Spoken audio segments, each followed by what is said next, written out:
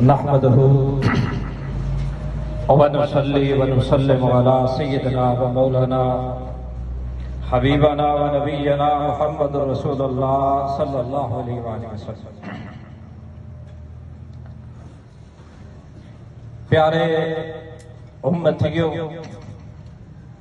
काफी टाइम गुजर गया और आप धूप में खड़े हैं, तो मेरा ख्याल में जज्बाती गुफ्तगू तो हो चुकी। असल मसला यह है कि पाकिस्तानी कौम समझ नहीं रही कि इसराइल क्या बला है, फलस्तीन क्या है, मस्जिद अक्सा क्या है, अल कुद्स क्या है, और ये मसला क्या है।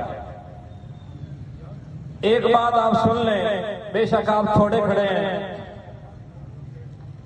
ये ना सियासी लीडरों का मसला है, ना पीरों का मसला है, ना मौलवियों का मसला है। ताजदार कायनात तबीब उम्मत मदनी सरकार मोहम्मद रसूलुल्लाह सल्लल्लाहु अलैहि वसल्लम ने फरमाया और बशारत दी कि लोगों याद रखना, मस्जिद अक्सा का उस वक्त तक हल मुमकिन नहीं